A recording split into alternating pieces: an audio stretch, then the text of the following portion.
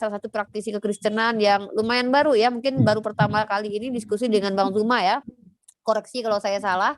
Kita berkenalan dengan beliau, yaitu bernama Pak David. Kali ini temanya mengalir ya. Nanti teman-teman dengarkan saja. Karena di sini saya sudah azan, maka saya percepat saja openingnya.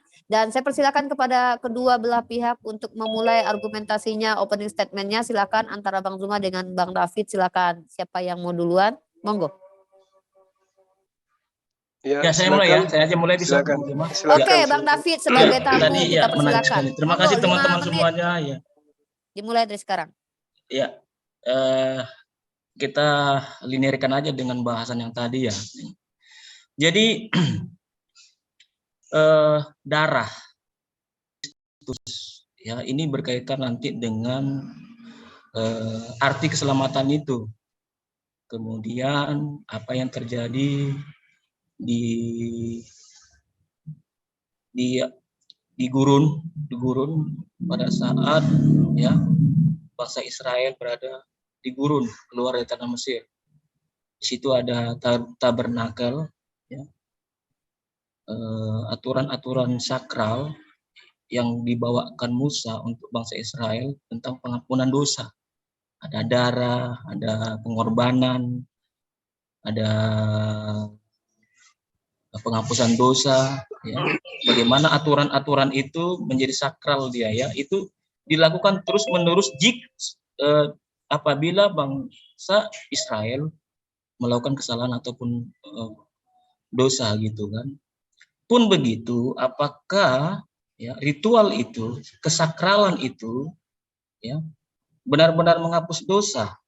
Ya, Alkitab mencatat tidak ada seorang pun ya yang tidak berbuat dosa, dan tidak ada ya yang benar-benar mengklaim, menjamin bahwa dia itu benar-benar terhapus dosanya secara jaminan. Oleh karena itu jaminan ini menjadi penting karena dinanti-nantikan dia. Menjadi penting karena dinanti-nantikan karena sangat serius masalah dosa ini. Dosa ini kan upahnya maut. Begitu, tidak hanya secara pengertian mati, tapi maut ini kan lebih ngeri begitu kan pemahamannya. Oleh karena itu penantian-penantian ini yang akan menjamin benar-benar itu kan penantiannya panjang. Nanti setelah terlewati nanti kitab Maleaki, baru kepada nanti perjalanan lahirnya kisah Yesus di Perjanjian Baru. Begitu. Jadi memang darah ini menjadi sangat penting begitu karena berkaitan darah ini berarti berkaitan dengan tubuh manusia. Iya benar. Begitu. Jadi ini menjadi suatu linearitas yang tidak bisa berdiri sendiri dia, tidak bisa berdiri sendiri dia. Jadi dia menjadi satu kesatuan utuh yang memang ini akan menjamin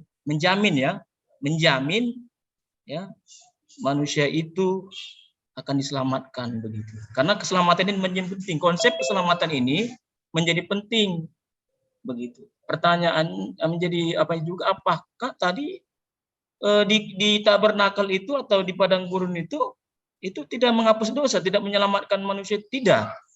Itu hanya bayangan begitu. Makanya ini menjadi satu kesatuan yang tidak boleh berpisah atau berdiri sendiri ya. Itu nanti kepada Yesus dia nanti. Bahwa Yesus itulah satu-satunya ya yang menyelamatkan, tidak hanya menyelamatkan, dia juga satu-satunya yang menyediakan tempat bagi orang percaya ya, itu tempat surgawi begitu. Jadi janji keselamatan ini digenapi di dalam dia. Digenapi di dalam dia. Oke. Yang menjadi menarik tadi begini. Bahwa ini kan darah ini kan tertumpah ya untuk umatnya dan untuk setiap orang percaya. Tadi teman kita mengatakan bahwa Nabi Isa juga gitu kan ada berkaitan bersinggungan dengan perjalanan kisah Yesus. Gitu. Saya bilang, apakah ada di kitab Al-Qur'an Nabi Isa itu ya dia mencurahkan darahnya, ya, dan perbuatannya itu benar-benar untuk menebus dosa umatnya. Gitu. Kalau ada, berarti saya ingin mendalami, ada kesesuaian, ada korelasi. Tapi kalau tidak ada, berarti konsep keselamatan, konsep ketuhanan, konsep pengampunan dosa, ya, konsep darah, ya, sangat tidak linier dengan apa yang dikisahkan tentang Nabi Isa yang ada di kitab Al-Quran. Begitu. Kalau ada, saya ingin lebih tahu. Demikian dulu penjelasan dari saya. Terima kasih. Silakan Bang Juma. Oke, tepat waktu ya. Silakan Bang Zuma untuk menanggapi 5 menit dari sekarang. Baik. Terima kasih atas kesempatan yang diberikan kepada saya. Jadi ini kita sedang membahas tentang apa tadi? Tentang kurban ya atau apa ya? Keselamatan. Oh, keselamatan. Baik. Jadi kalau berbicara mengenai keselamatan, di dalam ajaran agama Islam itu diterangkan di dalam Al-Quran, surah Ali Imran ayat 31, Bismillahirrahmanirrahim. Qul in kuntum tuhibbunallah fattabi'uni yuhibbukumullah wa yaghfir lakum dzunubakum wallahu ghafurur rahim. Jadi keselamatan yang ada di dalam ajaran agama Islam itu jelas. Orang-orang ini, manusia ini ketika disuruh untuk menyembah kepada pencipta langit dan bumi, syarat utamanya adalah mengikuti baginda Rasulullah Muhammad SAW. Sebelum baginda Rasulullah Muhammad SAW, syarat keselamatan itu adalah mengikuti Nabi Isa alaihissalam. Sebelum Nabi Isa alaihissalam, syaratnya itu mengikuti nabi-nabi sebelumnya. Musa, Daud, Salomo, termasuk Abraham. Itulah keselamatan di dalam agama Samawi. Tidak kemudian bercampur aduk dengan ajaran-ajaran yang berasal dari bangsa lain, terkecuali dari Abraham, keturunannya secara turun-temurun. Jadi konsep ini kemudian yang dianut oleh ajaran agama Islam, sehingga umat Islam itu memahami bahwa keberadaan baginda Rasulullah Muhammad SAW sebagai juru selamat itu tidak bisa dipungkiri oleh siapapun. Karena keselamatan bagi kami umat Islam itu adalah mengikuti baginda Rasulullah Muhammad SAW. Namun yang perlu dipahami kemudian adalah Al-Quran menerangkan dalam surah Al-Anbiya ayat 25, wa ma arsalna min qablika mir rasulin illa nuhi ilaihi annahu la ilaha illa ana fa'budun. Bahwa seluruh nabi sebelum Rasulullah Muhammad SAW itu diutus oleh Allah untuk mengajak kaumnya masing-masing menyembah hanya kepada Allah. Jadi kalau ada kemudian orang yang mengatasnamakan firman Tuhan tapi tidak mengajak menyembah kepada pencipta langit dan bumi, malah mengajak menyembah kepada ciptaannya, maka itu sudah keluar dari ajaran Samawi. Itu keluar dari ajaran para nabi. Makanya Al-Quran menerangkan walikulli qaumi had. Dan bagi tiap-tiap kaum ada yang memberi petunjuk. Nah, ini yang kemudian ingin kita bahas, bahwa keselamatan di dalam ajaran agama Islam itu adalah ketika mengikuti baginda Rasulullah Muhammad SAW. Dan ketika mengikuti baginda Rasulullah Muhammad SAW, maka semua komponen ajaran-ajaran tauhid yang diajarkan oleh para nabi, termasuk Isa alaihissalam yang kemudian disebut Yesus dalam agama saudara kita Kristen, maka poin-poin itu kemudian menjadi pondasi kuat di dalam menanamkan akidah kepada setiap umat Islam.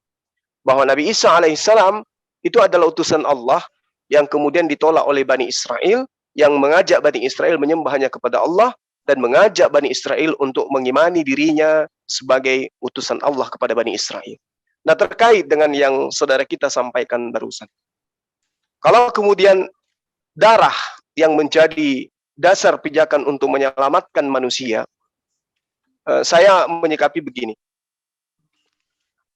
Allah Subhanahu wa Ta'ala dalam hal ini pencipta langit dan bumi, atau yang kemudian disebut oleh Bani Israel dengan sebutan Hasem atau Yotevave atau Elohim, itu memperlihatkan sisa-sisa ajaran kepada kita dari kitab terjemah yang kita miliki, yang kita punya, yang sering kita baca, menerangkan bahwa ketika Bani Israel itu terjerumus ke dalam dosa, maka yang menjadi penebus dan pendamai mereka adalah darah binatang.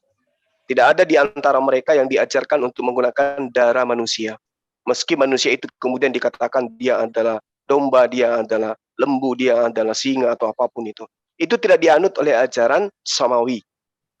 Contoh, bagaimana ketika Yesus di dalam pengajarannya kepada murid-muridnya menunjukkan bahwa seorang pelacur, seorang sundal, seorang pemungut cukai atau rentenir, menurut pengajaran beliau, itu bisa masuk ke dalam surga tanpa adanya penebusan darah berupa darah manusia. Boleh dilihat dalam Matius 21 nomor 31.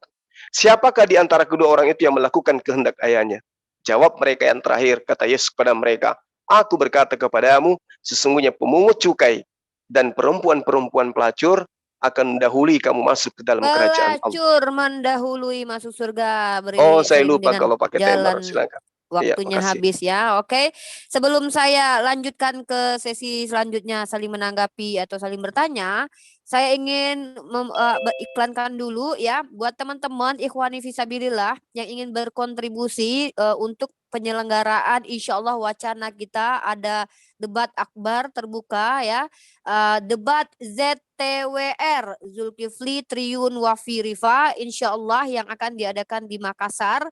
Bagi teman-teman yang ingin berkontribusi baik di channel Zulkifli M Abbas, Triyun Slayer ataupun Rifa MOW atau Neja Media Channel, silakan salurkan ke rekening MMCI dengan kode-kode yang sudah dituliskan di di YouTube saya ya, silakan dibaca.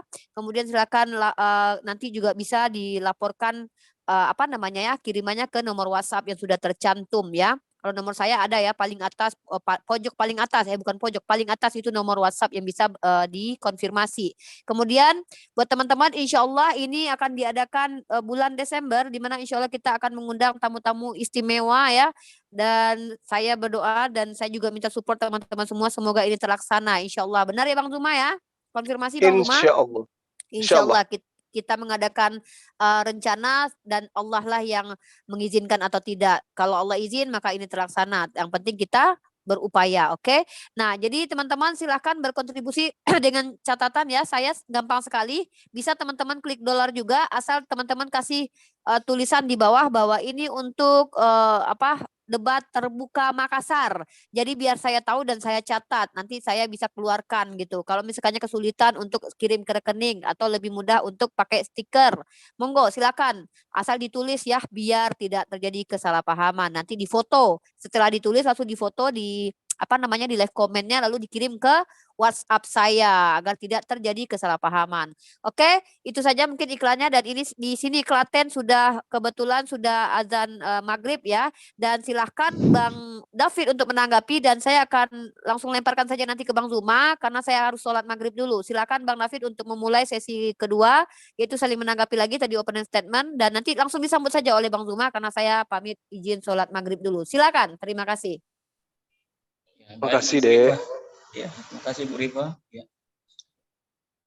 Keselamatan, silakan, Bang. Ya, keselamatan yang disampaikan ya, oleh para nabi di kitab Perjanjian Lama itu, ya, sudah saya katakan tadi, itu adalah bayangan, indikasi, ya, petunjuk kepada Yesus yang benar-benar adalah menyelamatkan korban yang benar-benar berkenan bagi Tuhan. Jadi di sini memang ya, bahwa aturan yang tertulis di kitab hukum Taurat itu sebagai cerminan bangsa Israel untuk mengenal siapa dia dan bagaimana dia berinteraksi dengan kaumnya dan orang-orang di luar kaumnya. Karena nama Tuhan ya berdiri di tengah-tengah mereka, karena apapun yang mereka lakukan, katakan, ucapkan, itu senternya adalah citra Tuhan atau berkenan dengan nama baik Tuhan. Oleh karena itu, Tuhan kudus. Karena dia kudus, dia memberikan hukum Taurat untuk menguduskan bangsa itu ya, supaya bangsa itu ya, memperlihatkan kepada orang-orang di luar kaum mereka bahwa mereka menyembah Tuhan yang kudus karena mereka menyimpan atau hukum yang ada pada mereka itu adalah kudus bagi mereka. Karena itu sangat super ya, sangat begitu hebatnya itu hukum itu.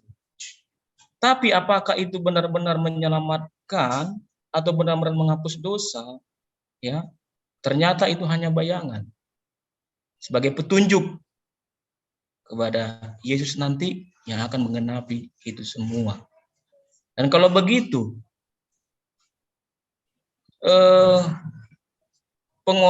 korban penghapus dosa, korban penghapus salah, yang medianya adalah kambing domba, sapi atau merpati, ya.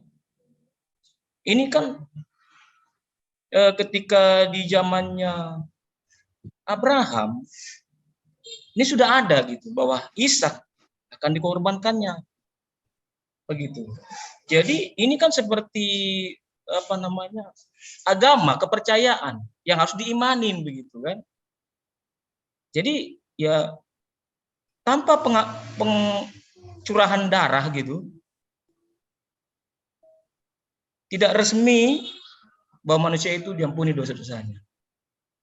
Dan karena ajaran ini ya diturunkan menjadi tradisi ya, bagi bangsa Israel ya, itu menjadi agama nanti bagi mereka, sehingga agama ya, yang mereka yakini yang dari bapak mereka Abraham itu akan diturunkan turun menurun begitu. Tapi hanya untuk menjaga kekudusan, kesakralan bangsa itu, karena mereka membawa citra nama baik Tuhan, yang Tuhan itu adalah kudus, tetapi bukan menyelamatkan. Dan agama ini, agama yang mereka yakini pada saat itu kan dikatakan religi ya, yang dipercayai ya. Bapak Abraham, bapak orang beriman, bapak orang percaya. Ya. Dan ini ya akan terus pada zaman Yesus. Dialah itu yang disembelih itu dalam kaitan kiasan. Topologinya begitu. Jadi memang linierlah ini. Sesuai, valid, cocok, bukan cocok-cocokin, enggak. Cocok sesuai dia. Memang darah itulah harus tercurah, pembuktian manusia itu dihapus dosa-dosanya. Dan itu bukan karena Tuhan itu atau Yesus berdosa atau dari dia jadi terkutuk, bukan. Itu inisiatif Tuhan sendiri ya, melalui tubuh Yesus digenapilah apa yang dituliskan tentang dia, mulai dari Kemah Suci Tabernakel sampai kepada kitab perjanjian baru. Demikian, silakan. Oke, baik. Terima kasih Saudara David atas paparan saudara ya. Saya menghargai karena itu adalah pola yang kemudian dibangun oleh ajaran gereja awal mula terhadap konsep keselamatan. Nah, yang kita lihat saat sekarang ini adalah ketika Al-Quran itu menjelaskan keselamatan itu adalah atiullah wa atiur rasul. Keselamatan itu tidak di luar daripada hasil ketaatan kepada Allah dan hasil ketaatan mengimani Rasulullah sebagai utusan Allah. Jadi dalam ajaran Islam itu masih seiramah dengan ajaran para nabi, di mana Yesus juga mengajarkan keselamatan hidup kekal itu adalah mereka mengenal Engkau satu-satunya Allah yang benar dan juga mengenal Aku sebagai utusanmu. Jadi di situ belum ada bahwa keselamatan itu nanti akan diperoleh dengan cara darah manusia dikucurkan atau pembunuhan terhadap manusia yang kemudian manusia ini disebut sebagai anak domba untuk kemudian menebus dosa manusia. Nah, di dalam pengajaran Al-Quran, keselamatan itu diperoleh hanya dengan mentaati perintah Tuhan. Itu seirama dengan apa yang diterangkan oleh kitabnya Bani Israel.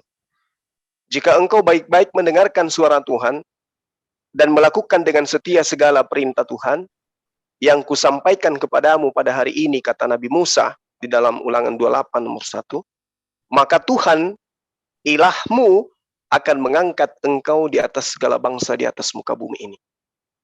Lalu kemudian Ulangan 11 nomor 1 juga diterangkan, haruslah engkau mengasihi. Jadi ini adalah sebuah kewajiban yang tidak ditawar-tawar. Harus artinya wajib. Haruslah engkau mengasihi Tuhan ilahmu dan melakukan dengan setia kewajibanmu terhadap Dia dengan senantiasa berpegang pada segala ketetapannya, peraturannya, dan perintahnya. Jadi malam ini kita berdialog tentang keselamatan berdasar terhadap agama samawi.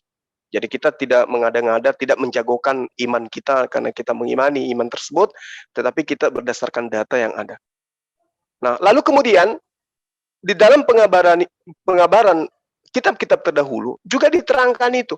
Di Yehezkiel 18 nomor 9. Hidup menurut ketetapanku dan tetap mengikuti peraturanku dengan berlaku setia. Dialah orang yang benar dan dia akan memperoleh hidup. Demikianlah firman Tuhan.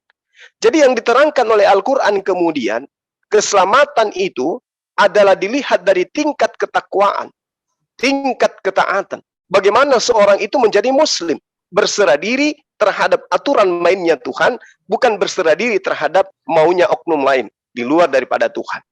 Nah, kaitannya dengan ini, di dalam Matius 8 nomor 4, Yesus menyuruh orang-orang yang hidup sesamanya melakukan kurban, di mana kurbannya seirama dengan kurban-kurban yang dilakukan oleh Nabi Musa alaihissalam. Kurban apa yang dilakukan oleh Nabi Musa dan kaumnya? Ternyata hewan. Sementara Yesus menyeru agar manusia yang ada di zamannya pun melakukan kurban yang sama seperti kurbannya Musa. Nah, itu artinya bahwa keberadaan konsep manusia menebus dosa manusia di atas tiang salib ini harus kita kaji dari mana asalnya.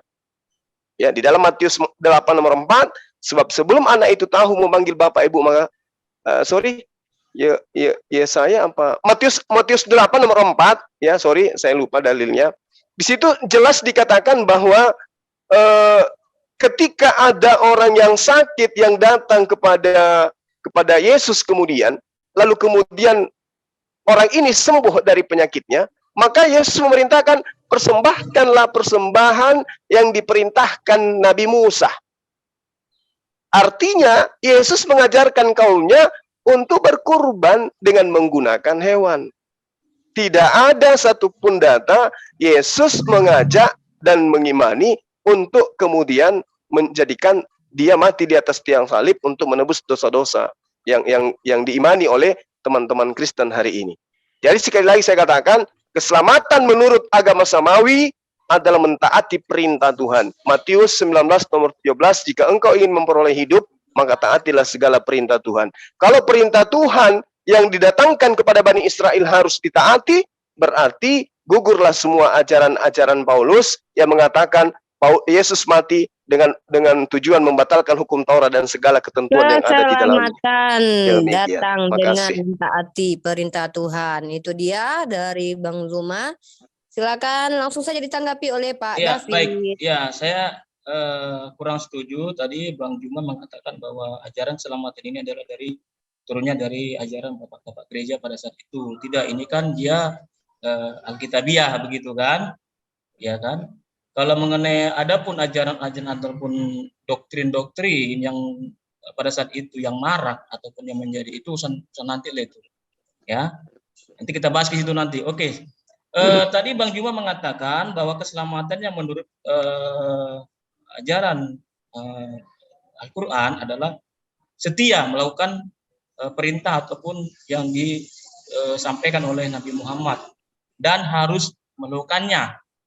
Nah, kalau anugerah yang dari Tuhan Yesus itu berbeda, dia bukan melakukan, tetapi keselamatan itu adalah anugerah. Artinya bahwa Tuhan sendirilah yang melakukan itu begitu.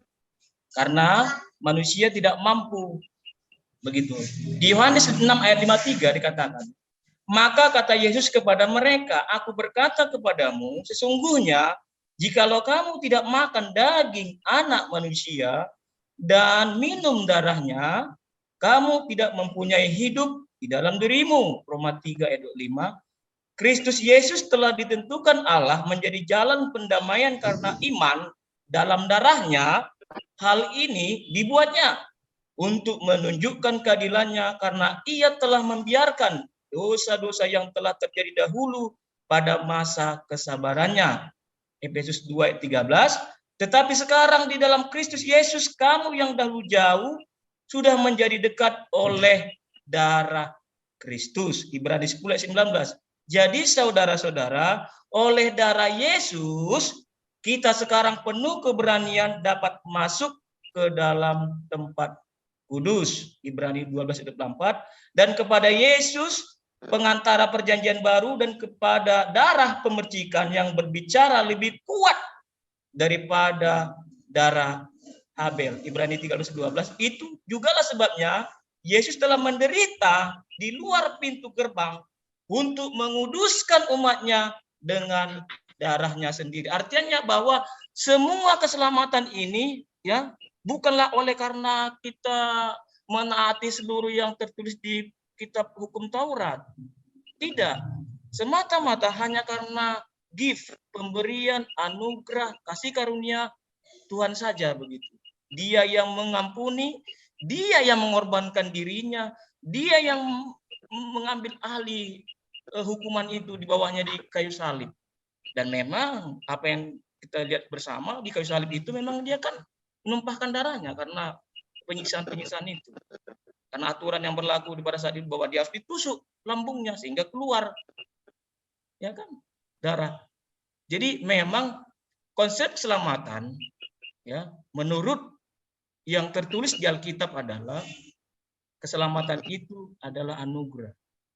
Hanya oleh karena beriman kepada Yesus, bukan karena perbuatan baik, bukan karena kita setia di dalam perkara-perkara perbuatan baik, tapi keselamatan itu menjadi sangat sakral ketika kita beriman bahwa Yesus itulah satu-satunya yang memberikan dirinya sendiri oleh karena kehendaknya, ya kehendak dia sendiri, inisiatifnya.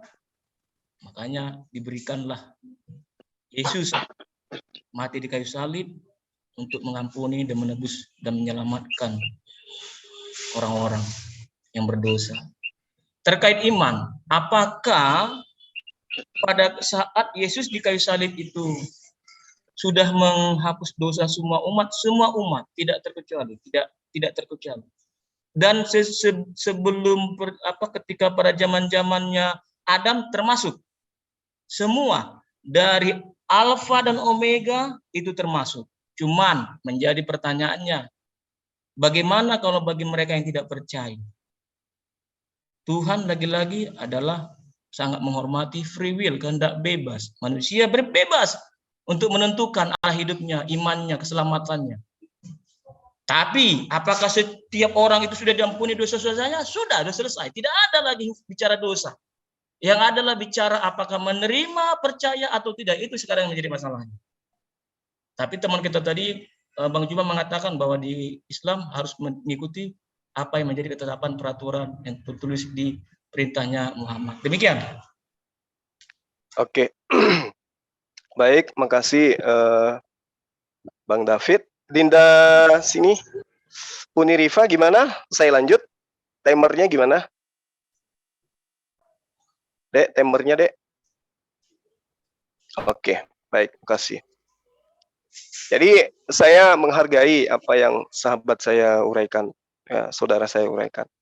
Hanya saja kalau kita melihat daripada data yang ada di kitab saudara, ternyata itu tidak kesesuaian dengan ending daripada keselamatan yang kemudian digembar-gemborkan terhadap umat Kristen. Kenapa? Karena diterangkan dalam kitab saudara, manusia itu diupah berdasarkan atas buatan masing-masing. Bukan karena rahmat, bukan karena sesuai yang Anda ucapkan tadi. Ya, tapi atas perbuatan. Wahyu 22 nomor 12, Wahyu 2 nomor 23, dan banyak data-data yang kemudian diterangkan di kitab saudara, baik perjanjian lama maupun perjanjian baru, bahwa Tuhan akan mengupah manusia berdasarkan atas perbuatan masing-masing. Bahkan di dalam suratnya Paulus, Roma 2 nomor 6 pun masih ada indikasi kuat itu. Bahwa dia akan membalas setiap orang menurut perbuatannya. Nah, jadi yang tadi itu. Nah, justru kalau manusia diupah dengan perbuatan, maka benarlah apa yang diterangkan oleh Al-Quran dan Perjanjian Lama. Itu. Benar diuraikan oleh para nabi. Haruslah engkau mengasihi Tuhan ilahmu dan melakukan dengan setia kewajibanmu terhadap dia dengan senantiasa berpegang pada segala ketetapan peraturannya dan perintahnya.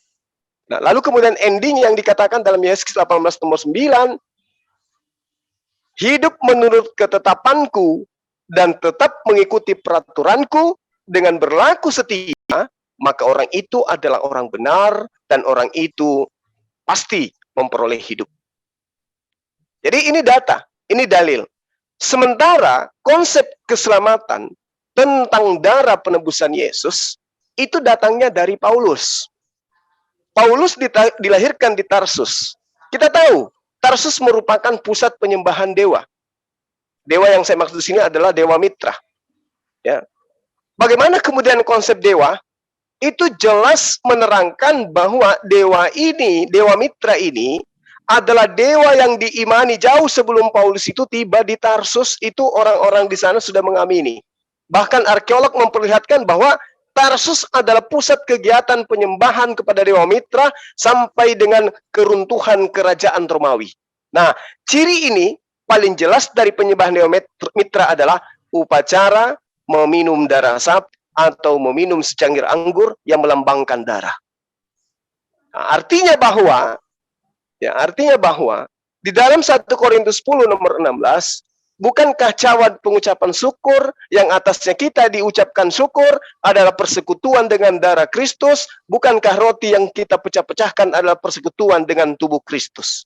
Ini surat Paulus terhadap orang yang ada di Korintus dan diaminkan oleh orang-orang yang ada di Indonesia ini. Lalu kemudian di dalam Lukas 22 nomor 19 sampai nomor 20 diterangkan begini.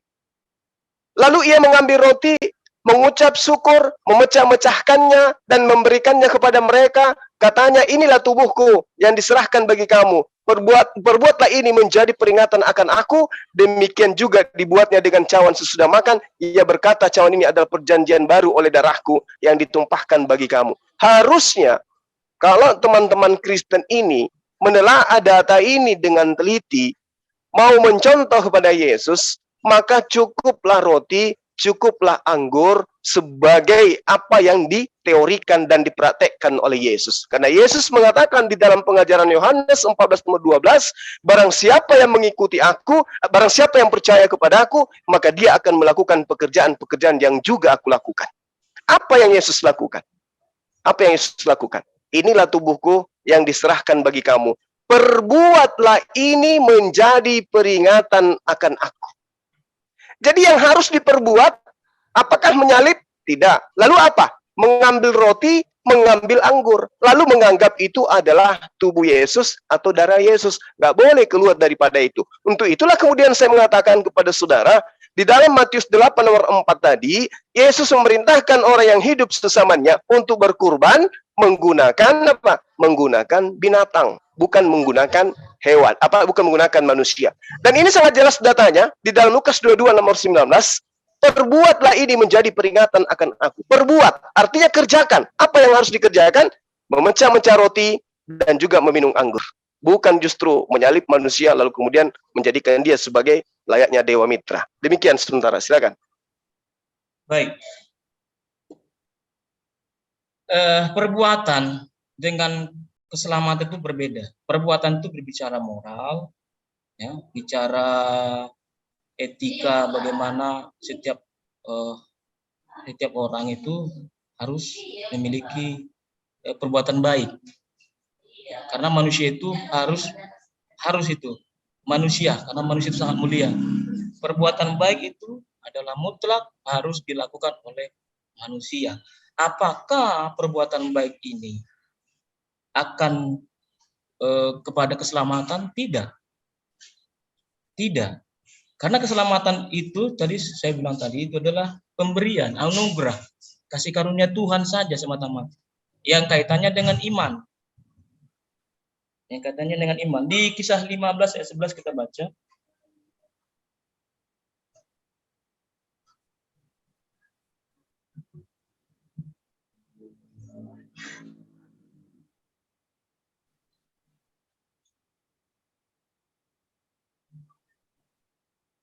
Ya, silakan.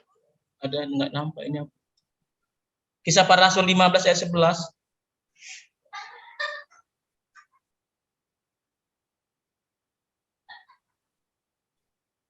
Gimana?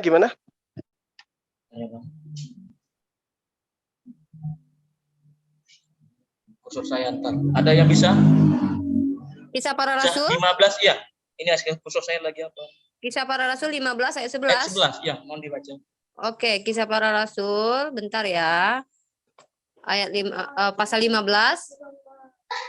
11. 15 ayat 11. Oke, saya bacakan. Sebaliknya kita percaya bahwa oleh kasih karunia Tuhan Yesus Kristus kita akan beroleh keselamatan sama seperti mereka juga. Silakan, Pak. Iya. Jadi keselamatan ini sangat berbeda dengan perbuatan baik atau moral ataupun perbuatan-perbuatan yang adat atau budaya atau apapun itu yang menjaga ya wibawa ataupun manusia itu sendiri gitu kan, kehidupannya gitu. Tapi keselamatan berbeda, itu anugerah gitu. Boleh saja manusia itu mengatakan perbuatan baik itu ini, tapi apakah itu menjamin keselamatan? Tidak. Keselamatan itu hanya kepada Yesus saja oleh pemberian atau anugerah begitu. Jadi kalau Bang Juma tadi mengatakan bahwa itu ada kaitannya dengan ajaran-ajaran yang terdahulu dulu, ya, itu saya rasa itu berkaitan dengan moral, itu perbuatan-perbuatan baik, moral. Memang setiap orang bertanggung jawab terhadap perbuatannya sendiri-sendiri, tapi kan kaitannya dengan moral. Itu sah-sah saja. Tapi untuk memahami tentang keselamatan, ya, satu keselamatan yang ditawarkan Yesus kepada setiap orang, tidak ada ini, ya, itu gift pemberiannya anugerah, ya, itu berlaku untuk semua orang, gitu. Tidak ada harus perbuatan baik, gitu. Tetapi apakah itu bertentangan dengan, kalau begitu, kalau kita sudah terima keselamatan itu, suka-suka kita untuk berbuat dosa? Tidak, karena dia tidak bertentangan dengan perbuatan baik atau moral itu, gitu. Tetapi dia menguatkan, begitu. Menguatkan. Kan kurang apa rasanya kalau kita berbuat baik, banyak melakukan amal-amal ibadah segala macam, kalau itu ternyata jaminan keselamatan tidak ada gitu. Tetapi ketika jaminan keselamatan ini, ya, sudah diberikan dengan cuma-cuma, ya, dengan cuma-cuma, maka perbuatan baik itu akan menguatkan begitu. Artinya semakin baik manusia itu. Karena dia sudah diselamatkan dengan cuma-cuma, tidak harus berlelah-lelah, ya, mengeluarkan banyak tenaga, energi, kalau hanya fokusnya saja kepada perbuatan baik, mengesampingkan keselamatan itu sendiri. Anugerah itu adalah pemberian dengan cuma-cuma. Setiap orang boleh menerima itu dan mengimani itu, begitu. Makanya Tuhan katakan, sudah merdeka orang-orang yang diselamatkan. Kamu sudah merdeka. Merdeka di sini bukan merdeka untuk suka-sukanya berbuat di luar perbuatan baik, begitu. Sah-sah saja setiap orang berbuat baik. Itu harus, karena kaitannya dengan manusia. Tetapi apakah itu menjamin keselamatan? Tidak, gitu. Karena keselamatan itu adalah anugerah, cuma-cuma, free gift, pemberian dengan cuma-cuma begitu. Jadi keselamatan itu hanya di dalam iman Yesus. Terima kasih. Oke, baik. Jadi kalau saudara mengatakan bahwa keselamatan itu anugerah, itu juga tidak keliru. Kenapa? Karena Allah menganugerahkan keselamatan kepada hambanya yang taat menjalankan perintah. Anugerah nggak diberikan kepada mereka yang tidak taat pada perintah. Yesus ketika datang, Rasul Muhammad SAW ketika datang, mengajak Bani Israel kalau baginda mengajak seluruh manusia untuk mentaati perintah Tuhan. Ajaran yang mengatakan perintah Tuhan telah dihapuskan, dibatalkan, itu muncul belakangan. Karena ingin menjajakan Yesus sebagai penebus. Nah, kalau sebagai Kristen, saya menghargai iman saudara memang kayak begitu. Makanya saya sering mengatakan ketika saya melakukan dialog ya dengan teman Kristen. Untuk apa ada gereja? Untuk apa ada sembahyang di Kristen? Tidak perlu. Karena Kristen itu sudah ada anugerah buat mereka. Keselamatan itu ada. Jangan dikotori lagi kemerdekaan, kebebasan itu dengan amalan-amalan. 1 Yohanes 2. Anak-anakku, hal ini kutuliskan kepadamu supaya kamu jangan berbuat dosa.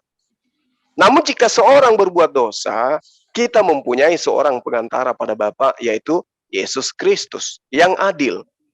Dan ia adalah pendamai untuk segala dosa kita. Jadi dosa apapun yang teman-teman Kristen lakukan, Yesus adalah pendamai. Jadi tidak usah khawatir. Itu 1. Kedua, Paulus mengajarkan dalam Galatia 5 nomor 1, dengan matinya Yesus, maka Kristen dimemerdekakan dari aturan-aturan dan dimemerdekakan dari kuk penghambaan. Jadi buat apa lagi menghambakan diri? Buat apa lagi mengikat diri dengan aturan? Ketiga, Efesus 2 nomor 15. Ya, Israel, orang-orang harus tahu, termasuk orang Israel, bahwa dengan matinya Yesus yang disalibkan itu, dia telah membatalkan hukum Taurat dan segala ketentuan dan ketetapan yang ada di dalamnya. Jadi jangan mengotori diri Anda dengan melakukan amalan perbuatan baik. Bebas, merdeka. Jangan menyembah. Itu amanat yang ada dalam kitab. Tapi secara manusiawi, sebagai fitrah kita dicipta oleh Allah, tetap saja kita ini mau beribadah. Tetap saja kita ini mau menyembah. Oleh karena itulah kemudian dalil ini nggak cocok. Dalil yang tadi yang memerdekakan, membebaskan, membatalkan hukum Tuhan itu nggak cocok. Yang cocok itu adalah hukum Tuhan itu berlaku sampai selama-lamanya. Makanya Tuhan mengatakan di dalam Ulangan 27 nomor 26, terkutuklah orang yang tidak menepati perkataan hukum Taurat ini dengan perbuatan. Dan kalimat terakhirnya mengatakan, seluruh bangsa harus berkata amin. Jadi seluruh bangsa di atas muka bumi ini mengaminkan ya agar orang yang meninggalkan hukum Tuhan di dalam perjanjian lama itu terkutuk. Maka tidak salah kemudian Al-Quran mengatakan orang-orang seperti ini adalah orang kafir, kekal di neraka. Kenapa? Ternyata seruannya seluruh manusia di atas muka bumi ini, seluruh bangsa di atas muka bumi ini mengaminkan keterkutukan orang-orang yang meninggalkan hukum Taurat. Nah ini kita bukan mau menyangga, tapi ini data, ini dalil. Apa sih keselamatan itu menurut Yesus? Kalau Nabi Isa ditanya di dalam Al-Quran, seperti apa keselamatan itu? Ya Bani Israel, inni Rasulullahi ilaikum. Ani abudullah rabbi wa rabbakum. Itu keselamatan itu. Mentaati, menjalankan perintah-perintah Tuhan. Menurut Nabi Isa alaihissalam di dalam Al-Quran. Bagaimana dengan Yesus? Yesus juga begitu. Matius 19 nomor 17. Mengapa engkau mengatakan aku baik? Hanya ada yang baik satu. Dan jika kalau engkau ingin masuk ke dalam hidup, taatilah perintah-perintah Tuhan. Jadi tidak ada itu penebusan orang yang percaya, siapa yang berkata dengan mulutnya bahwa Yesus itu adalah Tuhan maka dia akan diselamatkan. Enggak, harus dipraktekkan. Ya, harus dipraktekkan hukum-hukum itu. Makanya Yesus mengatakan dalam Matius 5 nomor 19, tidak ada surga bagi orang-orang yang menghilangkan hukum Taurat meski yang paling terkecil. Dia akan menempati tempat terendah di kerajaan langit. Apa itu? Neraka. Demikian. Baik, saya pertegas lagi mengenai anugerah. Ya. Yeskiel 29, tetapi aku bertindak oleh karena namaku, supaya itu jangan dinajiskan di hadapan bangsa-bangsa di mana mereka berada. Di hadapan bangsa-bangsa itu, aku menyatakan diri kepada mereka dalam hal, aku membawa mereka keluar dari tanah Mesir. Lagi-lagi inisiatif Tuhan.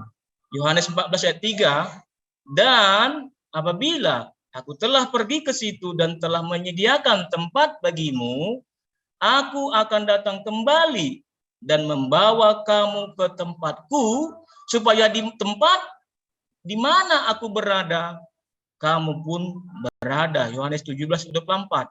Ya Bapa, aku mau, lagi-lagi ya, ini anugerah Tuhan, aku mau supaya dimanapun aku berada, mereka juga berada bersama-sama dengan aku. Mereka yang telah engkau berikan kepadaku, agar mereka memandang kemuliaanku yang telah engkau berikan kepadaku. Sebab engkau telah mengasihi aku sebelum dunia dijadikan. Artinya tidak bertabrakan dengan perbuatan moral. Tidak, perbuatan baik itu yang berkaitan dengan moral, ya, tentang identitas manusia, budaya manusia, adat istiadat manusia, wibawanya, ya, kemuliaannya, kebesarannya, itu semua baik itu. Memang harus begitu manusia. Tetapi apakah itu menjamin keselamatan dia? Mendapatkan anugerah Tuhan? Tidak. Karena bicara keselamatan ini bicara bagaimana kita akan dilayakkan dengan Tuhan, bersama-sama dengan Dia. Begitu. Jadi janji keselamatan inilah yang Tuhan mau anugerahkan kepada setiap orang, ya, dengan tidak mengesampingkan perbuatan moralnya, perbuatan baiknya. Perbuatan baik itu wajib dan harus hukumnya itu, selama manusia masih hidup di dunia ini. Tapi apakah perbuatan baiknya itu, moralnya itu begitu baik, begitu indahnya, begitu mulianya, akan melayakkan dia bersama-sama dengan Tuhan? Tidak. Ini adalah anugerah yang luar biasa yang Tuhan berikan dengan cuma-cuma, ya, supaya setiap orang itu, ya, bahagia. Oh, ada akhir hidupnya itu yang benar-benar dia itu, ini rupanya yang ku cari-cari itu. Ini yang ku damba-dambakan itu. Ternyata aku hidup di dunia ini, ya, ada lebih yang, karena apa akhir manusia setelah dia mati nggak tahu bagaimana. Tergantung masing-masing iman seperti apa dia mengenai surga, kan. Tetapi dalam konteks Yesus jelas dikatakan yang sudah saya bacakan tadi. Inisiatif, lagi-lagi inisiatif Tuhan. Dia itu bukan karena perbuatan baik. Nggak ada dikatakan karena mereka sudah baik Tuhan. Karena mereka sudah ini konteks doa tadi ya. Sudah melakukan hukum Taurat. Tidak. Kasihku melebihi dari semuanya.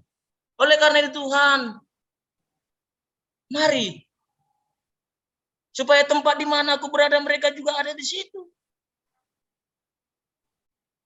Begitu. Artinya cuma-cuma gitu, tidak ada. Apakah itu jadi mengizinkan orang lain untuk melakukan perbuatan salah dosa, ujung-ujungnya juga nanti dikasih karunia? Tidak. Benar kata Bang Juma, setiap orang harus mempertanggungjawabkan perbuatannya sendiri-sendiri di hadapan Tuhan. Benar.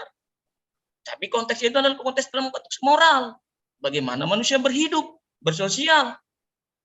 Begitu. Apakah janji keselamatan di mana setelah kematian? Tidak. Itu haknya Tuhan. Inisiatifnya Tuhan, pemberian Tuhan, gift, anugerah yang diberikan kepada setiap orang. Tidak ada syarat, tidak ada syarat dan ketentuan. Tidak ada syarat dan ketentuan tentang keselamatan ini, begitu. Tapi kalau sudah selamatlah kita, contohnya kan sudah menerima anugerah itu, pemberian Tuhan itu. Masalah kita percaya tidak percaya itu kesampingkan dulu. Masa kan kita jadi syarat untuk ataupun jadi petunjuk untuk suka-suka berbuat dosa, itu nggak nyambung. Bagaimana itu nyambung, kan? Nggak nyambung. Kok sudah diberikan anugerah keselamatan dengan cuma-cuma sudah hidup, kok mau lagi berbuat dosa? Dan itu bertentangan itu. Jadi bagi saya keselamatan itu harus semakin kita bersyukur di dalam kita berbuat baik. Tetapi hanya anugerah Tuhan sajalah keselamatan. Demikian. Baik. Ya, semakin menarik dialog kita ya, sahabat, rekan saya. Jadi gini, yang saya katakan, anugerah diberikan oleh Allah, oleh Tuhan, itu hanya kepada orang-orang yang taat. Taat apa? Taat menjalankan perintah. Tidak ada moral bagi mereka yang tidak taat perintah Tuhan. Seindah apapun perbuatannya, secantik apapun lisannya, kalau dia tidak mentaati perintah Tuhan, itu bukan moral yang baik, bukan attitude yang baik, bukan etika yang baik. Susah untuk kita katakan orang itu baik. Kenapa? Karena terhadap perintah Tuhannya saja dia ingkar, apalagi terhadap perintah sesamanya makhluk. Kelihatannya baik, tapi tengok ke dalam, apakah sesuai dengan apa yang kita lihat. Nah, ketika saudara mengatakan bahwa Yesus memberikan keselamatan dengan pola yang Anda katakan tadi, bahwa itu adalah anugerah, dan orang yang telah diberi anugerah mustahil lagi kemudian, janganlah kemudian dia itu melakukan pelanggaran-pelanggaran. Saya katakan, itu juga keliru. Yang Anda maksud anugerah adalah orang yang mengimani Yesus mati di tiang salib. Itu yang anugerah. Selamat orang-orang Kristen kalau mengimani Yesus mati di tiang salib dengan cara terkutuk. Itu baru dikatakan anugerah keselamatan kepada Kristen. Nah, kalau Anda mengatakan, janganlah kalian berbuat dosa lagi. Nah, tadi saya sudah mengurai 3 poin.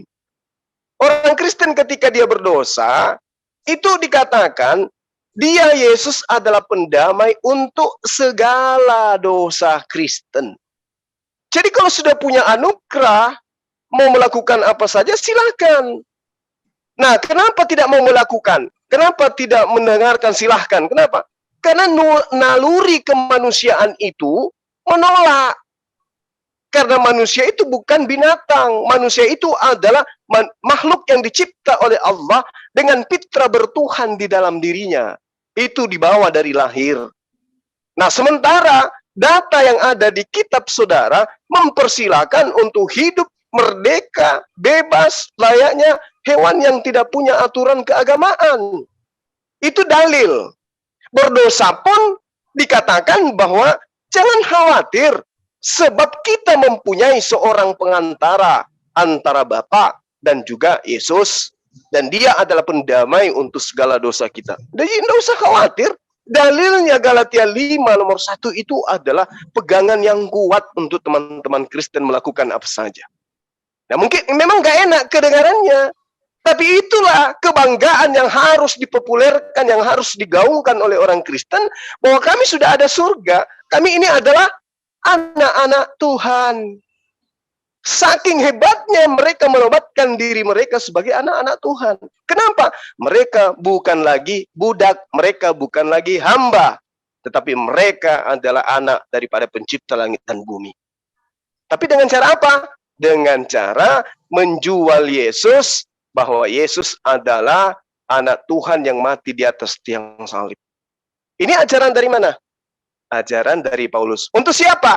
Untuk Romawi dan Yunani. Tapi diaminkan oleh anak bangsa. Ya, karena dulu tangan kanannya pernah datang sini. Tapi orang-orang Yahudi yang diajarkan agar setia terhadap perintah Tuhan, mereka nggak pernah datang ke Indonesia untuk mengajarkan hukum Taurat dan berlaku setia terhadap perintah dan ketetapan Tuhan. Nggak pernah.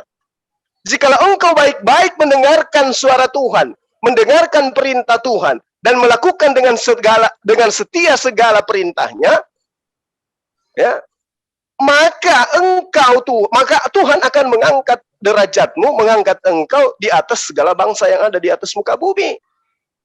Berarti manusia, Bani Israel dalam hal ini, harus setia, dituntut setia. Nah, kalau Bani Israel pengikut Yesus itu setia menjalankan hukum Taurat, maka mustahil mereka nampak di permukaan sebagai orang Kristen. Ketika Bani Israel pengikut Yesus ini menjalankan Taurat, mustahil mereka masuk ke gereja. Mustahil mereka ibadah hari Minggu, dan mustahil mereka menyembah kepada Yesus. Lalu dari mana prosesi-prosesi ini? Itu datangnya dari Antioquia, datang dari Tarsus. Demikian.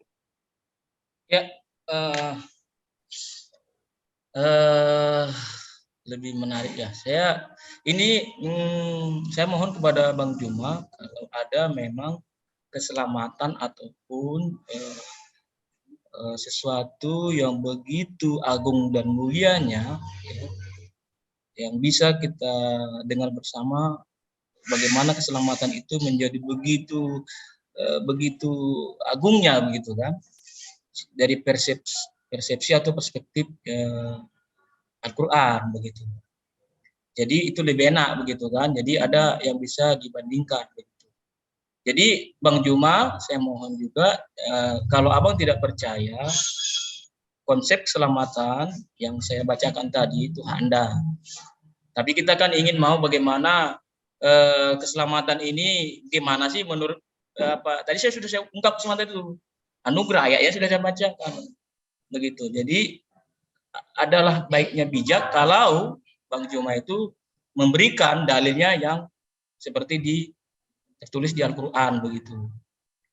Oke, jadi karena memang ini keselamatan ini kan setiap orang boleh mengimani itu yang saya sampaikan dengan ayat tadi, begitu. Nggak diimani juga nggak apa-apa, begitu. Nggak dipercaya juga nggak apa-apa. Dianggap itu juga nggak penting kali, itu nggak berguna sama saya karena itu tidak cocok, itu nggak apa-apa, terserah ya. Tapi dalam konteks kita berdialog, berdebat pada saat ini, saya mohon juga adalah baiknya bila Bang Juma itu memberikan dalil juga konsep keselamatan menurut versi Alkitab. Oke, saya teruskan. Di Yohanes 17 ayat 17 dikatakan lagi-lagi tentang keselamatannya. Kuduskanlah mereka dalam kebenaran, firman-Mu adalah kebenaran. Ya, lagi-lagi Tuhan yang melakukan pengudusan ini. Sama seperti Engkau telah mengutus aku ke dalam dunia, demikian pula aku telah mengutus mereka ke dalam dunia. 19. Dan aku menguduskan diriku. Ini lagi-lagi tidak ada apapun di sini yang boleh dikaitkan. Langsung Yesus sendiri menyampaikan, dan aku menguduskan diriku bagi mereka supaya mereka pun dikuduskan dalam kebenaran, bukan karena perbuatan hukum Taurat. Dan bukan untuk mereka ini saja aku berdoa. Makanya saya katakan tadi, terbuka untuk setiap orang. Tetapi juga untuk orang-orang yang percaya kepadaku oleh pemberitaan mereka, supaya mereka semua menjadi satu.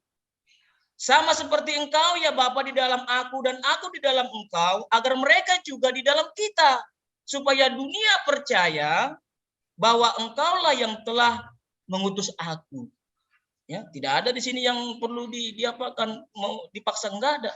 Supaya mereka ya juga kita ya bersama-sama. Aku telah memberikan kepada mereka kemuliaan yang Kau berikan kepadaku, supaya mereka menjadi satu sama seperti kita adalah satu. Aku di dalam mereka dan Engkau di dalam aku, supaya mereka sempurna. Ini dia. Kata sempurna di sini, inilah yang menjadi titik klimaks arti keselamatan itu. Supaya mereka sempurna menjadi satu, agar dunia tahu bahwa Engkau yang telah mengutus aku dan bahwa Engkau mengasihi mereka sama seperti Engkau mengasihi aku. Lagi-lagi anugerah, kasih karunia. Ya, bukan karena perbuatan baik, tapi tidak menentang perbuatan baik itu. Memang manusia berbuat baik. Begitu. Ya Bapak, aku mau supaya dimanapun aku berada, mereka juga berada bersama-sama dengan aku. Mereka yang telah Engkau berikan kepadaku, agar mereka memandang kemuliaanku. Jadi yang datang kepada Yesus, yang datang kepada anugerah itu, walaupun dia sudah melihat Yesus itu mati di kayu salib, disalibkan terang-terangan, ya, tetapi jika dia menolak anugerah itu, menolak kemurahan itu, menolak kasih karunia itu, juga Tuhan tidak merasa harus menghukum hak mereka itu. Lagi-lagi free will, kehendak bebas. Tetapi yang datang kepada Tuhan akan dipelihara sesuai dengan imannya, bukan karena dia melakukan perbuatan baik. Ya Bapa yang adil, memang dunia tidak mengenal Engkau, tetapi aku mengenal Engkau dan mereka ini tahu bahwa Engkaulah yang telah mengutus aku. Dan aku telah memberitahukan namamu kepada mereka, dan aku akan memberitahukannya supaya kasih yang Engkau berikan kepadaku ada di dalam mereka dan aku di dalam mereka. Terima kasih. Terima kasih. Baik, sebelum lanjut ke Bang Zuma, ada tawaran dari pihak penyelenggara Zoom ya, MDM. Apakah Bang Zuma dengan Pak David ingin lanjut terus menanggapi atau mau ada sesi TikTok? Kita lanjut lagi gimana ini sudah. Gimana Maksudnya Bang Zuma? gini, kita rest, tapi nggak tahu. Saya ikut aja ada deh. mengisi. Saya ikut. Saya tamu mohon kita. juga Bang Zuma, maksud saya gini, saya juga kan sudah diingatkan sama istri saya supaya mandi. Oke, Iya, kira-kira iya, berapa iya, menit lagi betul, mungkin udah Bang? Maksudnya kalau mau Bang lanjut David? kita nanti lanjut ke jam berapa gitu Bang. Oh, Yang lainnya silakan oke, lanjut gitu. oke. Kalau Bang Enggak, Zuma ini kita berkenan, kira silakan. Bang David punya berapa menit lagi waktunya? Atau kita selesai atau bagaimana? Saya Oke, ikut aja Bang, soalnya jam ya. jam 8 juga saya ada Ya jadwal. siap lah, ya saya juga harus menghormati istri saya. Lanjut ke Oke, TikTok berarti aja, tidak Uni. ada sesi untuk TikTok atau gimana? Langsung Ada TikTok nanti saja. dah di jam 8 Langsung nanti saja. seperti Bang Zuma katakan. Oh, nanti berarti. Gimana Bang Iya pengamat kan debat? pertemuan kita bukan Tapi saya mohon terakhir. kepada Bang Zuma tolong dalilnya juga sampaikan. Iya, iya. Oke. Baik, berarti ini langsung closing statement. Nanti teman-teman ya, hari ini tidak ada sesi TikTok karena beliau Ya nanti Bang jam David 8 ataupun Bang malam Zuma nanti, ya.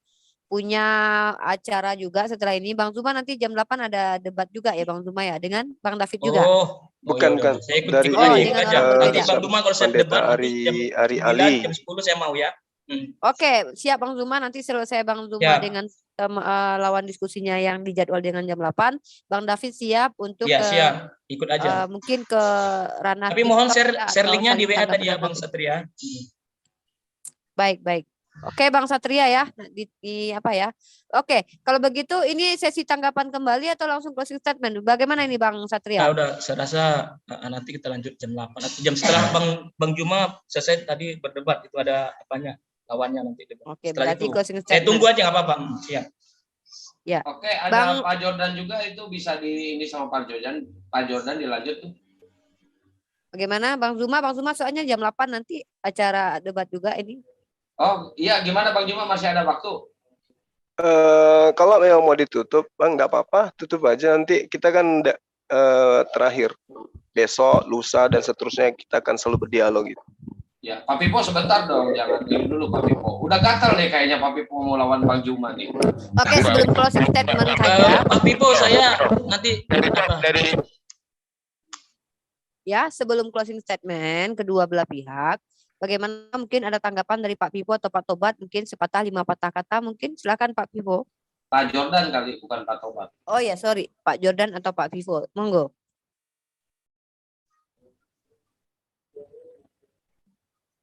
Pak Pipo. Oh, lupa buka mute-nya. Buka aja mute-nya Pak Jordan, Pak Pipo. Oh ya, halo Bro Juma. Ya. Iya, Pak. Udah 1 bulan, 2 bulan saya ajak Anda, nggak pernah mudah takut yang Anda dilayani, barangkali, enggak. Apa tuh? Mau debat besok dia jam berapa, Bro? Besok pagi Oh, juga boleh. diskusi. Oh, pagi janganlah, saya kerja besok pagi, Bro. Besok malam saya masih ada jadwal. Gimana? Sore. Habis Oh enggak, Jumatan. kalau gini aja, kalau ada waktunya udah kita diskusi. Tapi udah hampir 2 bulan saya ajak Anda nggak pernah bisa ya. Sibuk mungkin Anda. Ngajak lewat apa? Mana, Bang? Telepon, WA atau lewat burung? Cara lisan waktu itu, waktu Anda di Medan katanya, Anda yang katakan di Medan. Ya, Oke, diatur sama- saja Tapi sekarang. kan kita Pak nggak Pipo. pernah komunikasi langsung, gimana sih? Abang kali ngomong sama dari tembok kali. Bukan. Dari Zoom kita kan komunikasi Anda sama itu mimpi waktu itu mungkin, dari sama Bang. Pak Pipo. siapa? Iya, alhamdulillah kalau si Malik gitu. sama si Malik waktu itu Anda. Ya, kita dulu udah sama si Malik Anda. Ini pun saya tadi tapi udah janji mungkin sama Bro David nggak apa-apa lah udah. Ya udah nggak apa-apa. Saya dialog bentar jam 2 jam. Habis itu bisa kok. Nah, waktunya Bisa nggak dulu bentar? kapan waktunya yang ada udah itu aja lah. Oke, saya ikut waktunya Bang Pipo aja. Kapan? Habis di Bisa, sana boleh. aja Bang Zuma. Habis di sana jam 8, kalau masih nggak ngantuk ya lanjut di sini sama Pak Pipo. Iya. Iya, jam 12 pun nanti saya bisa jam 12. Oh jangan Oh, dong. ya udah. Malaman. Oh ya. Jam 10, jam 11. Besok jam berapa Bang bisa waktunya Bang? Enggak, nanti saya bilang lah sama Zoom ini kesini saya masuk selalu. Ya, Pak Pipo ini Bang Zuma di sini 24 jam. Iya, kalau yang lain nanti saya kan di-kick dia apa segala macam, jadi saya nggak mau masuk lagi ke yang lain-lain. Oh gitu. Karena kalau ke Zoom ini saya masuk, memang saya hormati Zoom ini. Di-kick pun nggak lama-lama saya di-kick. Memang di-kick juga, tapi udahlah. Saya masih paham kok. Yang Ya. benar Iya. sayang. Enggak begini maksud saya Juma, supaya Iya. dari kita, karena Pak Pipo kan belum pernah Anda diskusi dengan Pak Iya, Pipo. saya aturkan deh, Bang Oh. Pipo. Saya asistennya Bang Zuma. Bang Pipo. Jam berapa bisanya? Besok atau malam ini? Biar saya yang aturkan. Saya asisten pribadi Bang Zuma. Ayo. Nanti jam 12 bisa, tapi nggak mungkin lah jam Jumat. Ya, kan nanti istirahat saya tanya sama Bang dulu. Zuma. Bang Zuma mau atau Enggak, tidak? Nanti saya janganlah, tanya jangan. ya. Kesehatannya pun harus dijaga, Nah, Ibu. besok lah, apa? besok ya. Besok ya. Besok, ya. Oke, Opung. Biar closing statement dulu kawan kita ya. Enggak mungkin. Ada manajernya. Ya. Ya, biar Bang Zuma dengan Bang David closing statement dulu, nanti baru diatur acara selanjutnya. Oke, Opung? Oke ya. Oke, silakan di closing dulu materi yang tadi telah didiskusikan Bang Zuma dengan Bang David. Silakan. Nanti Om Pipo sabar dulu Om Pipo. Nanti tahan napas dulu. Silakan. Iya. Siapa duluan? Tadi yang opening statement Bang Situ, siapa? Takmu kita, Bang David. Berarti kalau closing statementnya siapa? Tetap Bang David atau Bang Zuma ini biasanya kalau aku. Pak David aja, Pak David duluan. Oke, silakan Pak David.